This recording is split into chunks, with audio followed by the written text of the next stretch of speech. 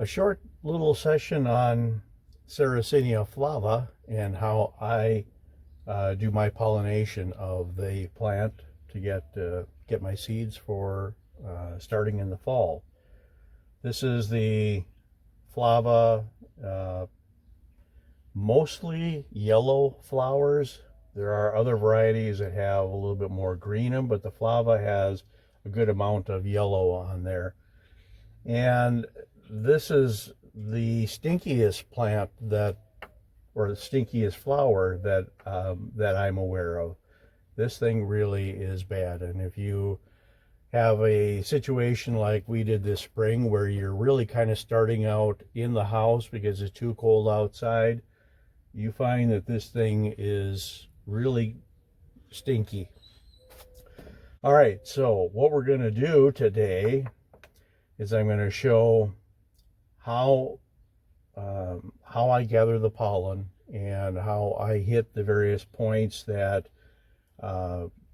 bring the pollen in to create the seeds. So I get up to the stinky plant and let's see what we can do on it today.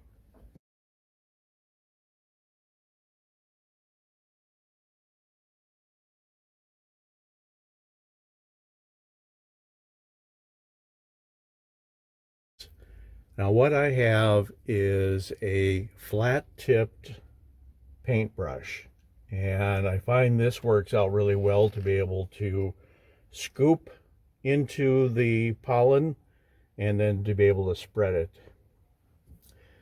Now these petals drop down in here and they kind of cover. I don't think these things are really as advanced as I had hoped they were, but they certainly are stinky.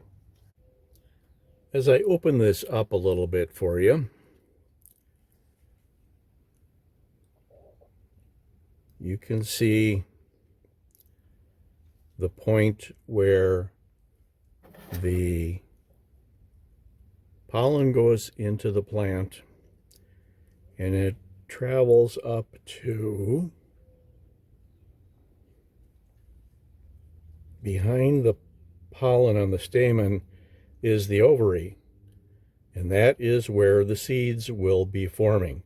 There are 5 different ovaries in this because of the 5 different points on this umbrella, and that is where your seeds will come in the fall. Here is the umbrella catcher,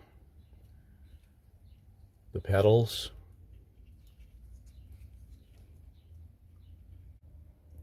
There is the pollen.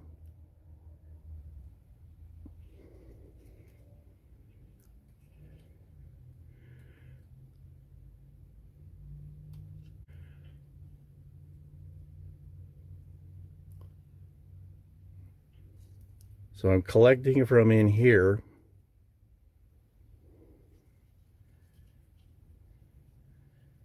Collecting this pollen.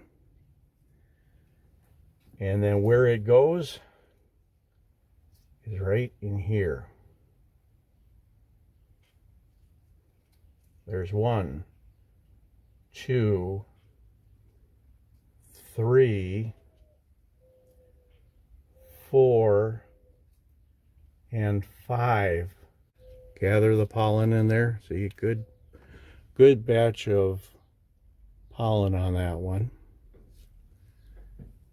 And you can do any of the flowers, but I am just going to the same flower for now. Come on, where are you?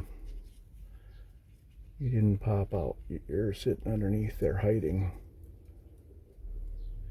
And that's kind of why I feel that doing this over a few days is going to give the best chance of getting the pollination to take, because these do not always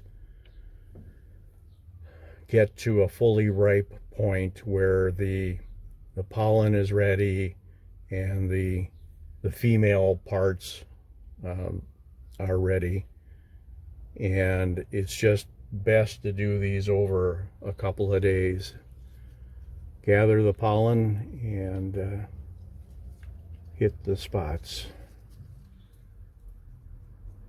Get a little pollen on there. And like I said, repeat for all of the 5 places. It does take a while to get these things to form. So once you have pollinated your plant, don't look for things to suddenly change. The petals will eventually drop off, leaving you basically with the umbrella. Got about 6, 7, 8 flowers that have bloomed. I have more that are growing. And what I'm going to do is, over the course of about 3-4 days, I go in here and repeat the process for each of my plants, each of my flowers. Gather the pollen, a little bit of yellow on there, a little bit of yellow on the paintbrush, and then put it on that little nub on there on each of the 5 points. And I will do that for all my flowers. And hopefully in a week or 2 I'll be able to do some pollination on these flowers, because they are still a ways from opening. These are part of the Luke plants, so they have got a ways to go yet. And these flowers are part of my Scarlet Bell.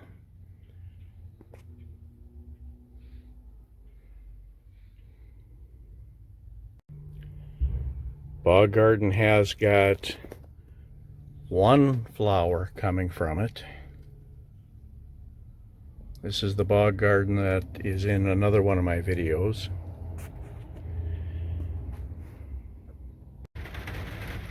So it's about 3 weeks later. It is raining, and I wanted to show you what the plant looks like now that it has been pollinated. You can see that the petals have dropped off. So all you have left is the umbrella. You can see the ovary, and it is swelling, so it is pollinated. And same on this one. So we do have success on that, and the pitchers are now growing. The plant wants to get pollinated before it starts to eat. It wants to make sure that it's not eating its pollinators. So I'm looking forward to seeds come the fall.